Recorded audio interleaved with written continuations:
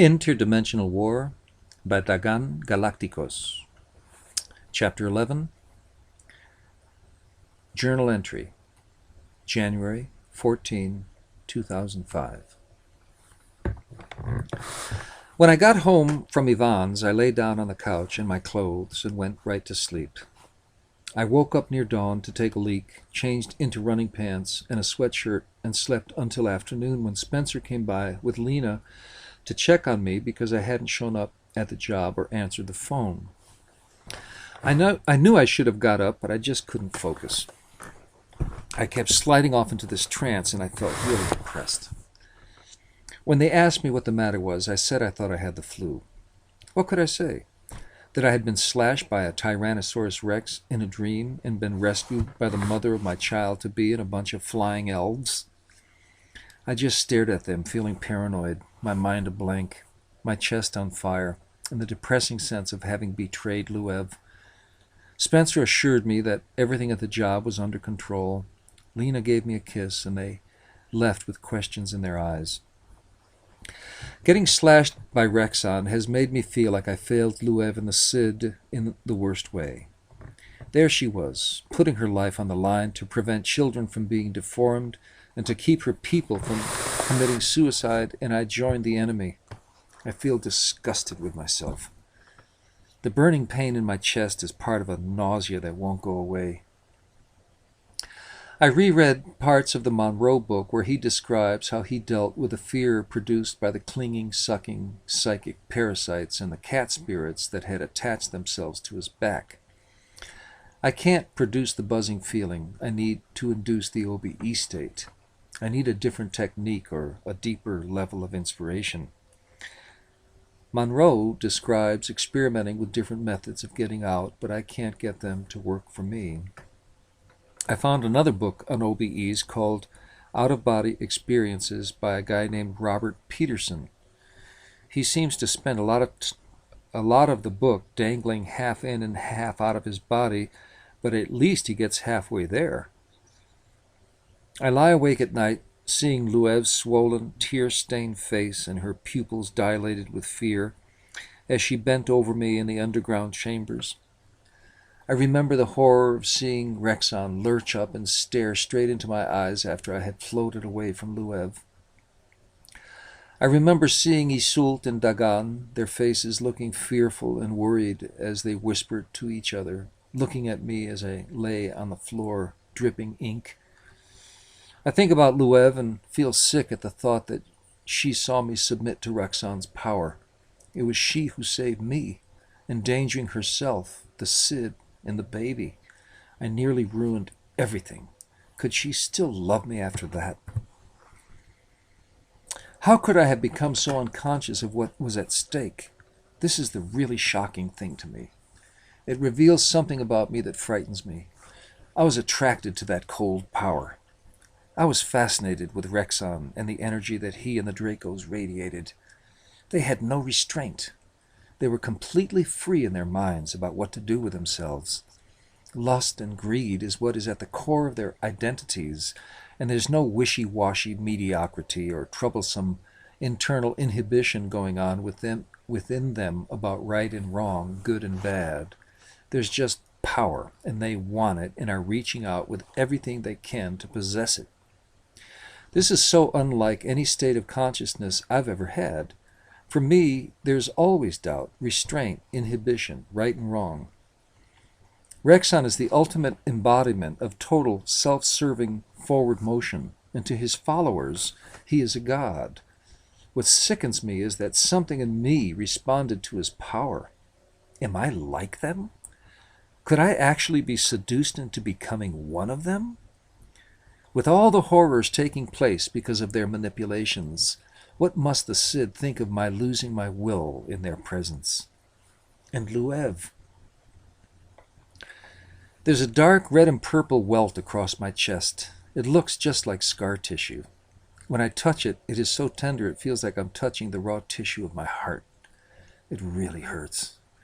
I feel stupefied and raw. I don't want to go to the job, out in the sun, hearing the damn nail gun pounding. God, am I grateful for Luev holding me right afterwards. I felt like my insides were gushing out. There's a kind of proof, at least, that she didn't just cut me off in disgust. Lying in my bed with the curtains drawn, with everything so familiar and still, the quiet bubbling of the fish tank, the Spitfire model turning on its string, Neutron's nose in the crack between the curtains looking in the window. Everything being so normal now seems like a nightmare. There is no immediate danger. Everything is as it always is. And yet it feels like there should be guns going off and people running down the streets. The massive, mind-numbing lie of this war. Wall Street tricking Americans with cheap bait and switch mortgages. Torture, child-molesting priests. Major corporations stealing their own employees' retirement funds. And yet the traffic whooshes calmly down the street. There are no sirens, no explosions, no stormtroopers pounding on the door with rifle butts. Just silence, calm. The Siddhe and Luev are fully aware of the evil and danger in their midst and are acting on it. Here, there's a semblance of complete normality. The news streams by with horror stories spoken by such intelligent people in such perfectly normal tones of voice that it's hypnotic. It acts like a drug on everyone. And now I'm the casualty of a life-threatening dream that left a painful welt across my chest. What does it all mean? Lena came by late the next morning and made me some scrambled eggs and turkey sausages and gave me a cold beer out of my fridge. What the hell? The day was shot. She sat on the edge of the bed while I ate, and her sympathetic presence and our old friendship eventually made me open up. I just had to talk. I finally told her about Ovvala and the Siddhe and the Reptilians. When I'm in a room with these people, Lena, they're just as real as you sitting on the bed, I told her. Well, that's what's so weird about dreams, though, isn't it? She said. You really feel like you're going to drown in a bathtub or die when you fall off your front steps. Yeah, I know, but this is different. There are long, extended conversations. Ovvala has a long history, and people have names that aren't human names. Like what? She asked sympathetically. Dagaan, Silvaan, Isult, Elsinad, Luev, I said as she looked at me with a nurse look that said, The drug wore off, sonny. Time to come back down. Listening to myself, I saw myself through her eyes, and it made me doubt the reality I was trying to convince her of. She smiled and held my hand in a kindly, patient way. As I talked about the Draco Council and Rexon, the talking Tyrannosaurs, I began to sound really deranged to myself. Lena's normal, practical, down-to-earth presence and the humorous sparkle in her eyes made me start to laugh at myself, and I started to reconsider the whole deal. She asked me if I wanted to see Yvonne, but I said not yet. I needed to think. She thought I could have got a concussion when I fell off the ladder, and that from her medical experience, a concussion could have subtle, prolonged effects. Nightmares were a common reaction, and that the best thing to do was rest. Spencer came by to pick her up. He said that he could run things at the job while I had the flu. This was our polite way of avoiding saying, cuckoo. Journal entry, January 19th, 2005. It's Wednesday. Lena's take on my dreams being hallucinations caused by the concussion is so plausible, and this ongoing opera of fairies so far out that it's got me wondering, could it just be dreams? I wanted Yvonne's view, even if it risked some smurfy New Age interpretation of hers. I've never talked about Luev to Yvonne. It seemed like too much of a betrayal, even of a hallucination. I called her last night at about 7 and she came over. I got a button-down shirt out of the closet so as not to look too casual and put on fresh jeans. I felt she was doing me a big favor, and I didn't want to look like I'd been just lying around moping, which I guess I have.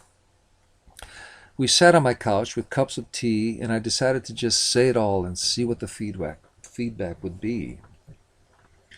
We sat in these big Gothic chairs in a cavern with torches, I told her. The soldiers had silver suits on and the chiefs wore long robes. She was wearing jeans and a shapeless, puffy, long-sleeved yellow blouse. I guess she didn't want to excite the patient. She was very patient and sweet as she listened to me ramble on. A soldier and I were sent to spy on a council of lizard-possessed people who are the executives of various industries on Earth and Ovvala. The chief lizard, a Tyrannosaurus rex actually, slid down a triangle of golden light and flopped down on the floor. This stuff that was like mucus was dripping off him. Yvonne smiled sweetly. Her eyes were so sympathetic. So then I drifted away from my friend. I kept my friend kind of vague. And the reptilian being slashed me across the chest. I went to show her the welt across my chest, but it had faded since I'd last looked at it. "Could you have slept with the sheets bunched up, Joe?" she asked me with a sweet smile. I hadn't thought of that. "When did you first start dreaming about this place?" she asked. I'd given her the first few entries of my diary, but then we'd sort of cooled it, and I hadn't shown her what I'd been writing. So I told Yvonne about the city of Sala, and the marketplace, and the UFOs flying overhead, and the 18th century farms. Yvonne took my hand and petted it. When I'd finished, she silently held my hand and thought for a while, and then looked me straight in the eye. "Joe, I think you've created a valiant troop of Robin Hood-type warriors to battle the evil kingdom because you find the democratic process too bureaucratic and laborious. You have a childlike view of adult society and reject its complexities because they challenge your defiant childhood ego. You are still hoping for the ideal mom and dad, a heroic king and queen, and the happy home life you never had. You have a Peter Pan syndrome and tend to demonize people with real power in the world because they make you feel insecure. You have a fear of success which prevents you from succeeding in a competitive economy that demands you learn to play ball with the big boys. That you're even beginning to take such dreams seriously should reveal to you just how desperate you are to avoid adult responsibility." I swallowed my pride and listened to the end. It hurt to hear her say such conventional things, but I had to admit to myself it was a reasonable interpretation of my mental state by a loving friend giving a responsible response to someone who could actually be losing it. And how else could an intelligent person interpret such ideas? We kissed a little, and I refrained from recon, even though she gave me plenty of time to do so. Then Yvonne gave me her sweet, compassionate, fake smile and left. I poured the herbal tea in the sink and got a beer out of the fridge and thought about it all. I'm having to admit that I'm getting too far out. I'm beginning to think that the concussion actually did make me go crazy. Thank God it was only played out in my dreams. I did have a serious whack on the head, and a professional nurse has told me that this can cause mental instability. It's dangerous to believe that things I've dreamed could be real. It's got to be a series of dreams showing me things about my subconscious. But Luev... Bumping into Yvonne at Spencer's that night must have stirred up old emotions, and listening drunkenly to Spencer and Yvonne talk about elves and goblins when I was so depressed about the election and freaked about global warming started some psychological process in me. I do feel I'm an outsider to my world. I don't believe in the competitive economy. I do fear for the life of the planet. The inhumanity, the lack of environmental awareness of the people in power scares me. I do want to belong to a more sane society. I have been very lonely and do fantasize about the perfect girlfriend. So I could have created these things. Maybe Spencer and Yvonne's conversation about the man from Earth and the buxom chick from another dimension cavorting among the wildflowers planted an image in my mind. So a blood clot in my brain blocked off the lobe of reason, and my hurting ego found release by fantasizing free from responsibility for a little while. Thusly, I subconsciously created a fantasy world.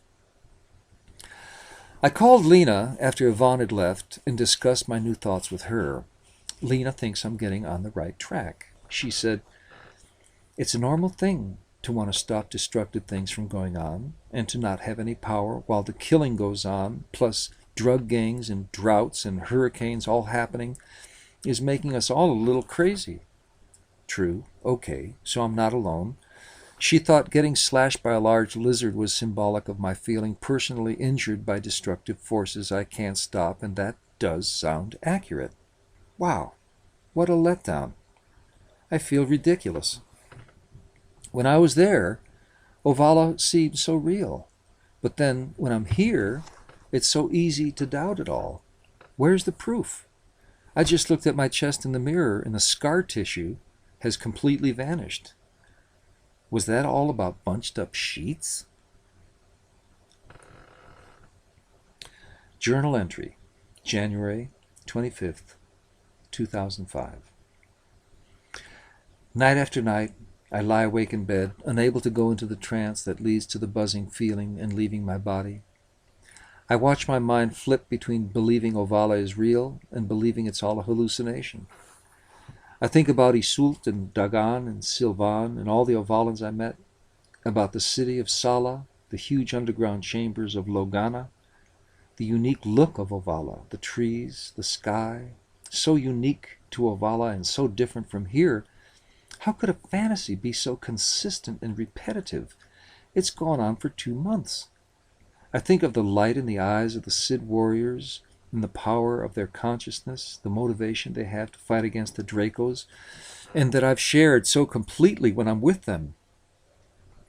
The picture of Luev's face, her pale, silky skin, her noble cheekbones, the tender, loving looks in her eyes, the uniqueness of her body, her house, her cat, her UFO, and the sex, such sex. It isn't as though I've only seen these things once or twice, because I've seen them over and over, and they always seem exactly the same. This growing cynicism I have felt about what is happening in the world really is powerful enough to bring about such hallucinations in me. Sometimes, when I'm working, my mind is just paralyzed with disbelief at what is happening in the world around me. Multinational society thinks global warming is just a wrinkle in their plans. Mass starvation, AIDS, and smallpox in Africa, depression and poverty everywhere. Right after Katrina, the oil corporations bragged that they'd made more during that fiscal quarter than had ever been made before by any corporation or business in the history of the world. This was while a major American city was underwater, tens of thousands of homes had been destroyed, and gas was above $4 a gallon. While corporations make billions each quarter from stealing the resources that people around the world need to survive, they pay their workers the least they can get away with and then brag about the profits? Don't these high-powered executives realize their own kids are going to inherit this world and inherit us with it? I'm realizing just how bitter I'm becoming. I've come to feel that the world is saturated with evil. Lying politicians, corrupt industries, preachers quoting all the noble biblical cliches to justify sending other people's children off to fight an industrial war on the other side of the world. How do their minds justify this? For the longest time, I really thought America, despite having crooks and liars in government and industry, really was the keeper of the flame of democracy. But more and more I feel like we aren't the solution at all, but just another problem. And what has made all this possible is the naive and credulous breadbasket of Bible Belt America, trained to fear and obey authority, and that now can't grasp that in the name of their ethics and their God, murder and genocide are acted out under the guise of Christian democracy. Under the sacred idea of freedom of religion, murder is being committed. Why does clear language about factual events not cause a more sane response? At what point does stretching the truth create a lie? At what point does a lie become something more than opportunism? At what point does greed become evil? Evil. The educated and refined classes think of good people as having nice manners and wearing nice clothes. Evil people would be coarse, stupid, and ugly, and have a constant 4 o'clock shadow. They would speak bad English and wave their hands around like Italians. Evil women would be slutty and have shifty hips and always speak in double meanings. Well-groomed dentists and investment brokers, trade analysts, and history professors couldn't be evil. They're educated. People who live in 2-story houses on tree-lined streets and who give their kids piano lessons and drive them to the pool in winter couldn't be evil. They love their kids. Yet it's the well-educated and supposedly moral classes in America who are most blind to what's going on. They don't want to know. Just like the middle classes in Nazi Germany didn't want to know. They don't want to know just how American corporations get sugar and rubber and oil from foreign countries, or what life on the minimum wage circuit is like for tens of millions of people.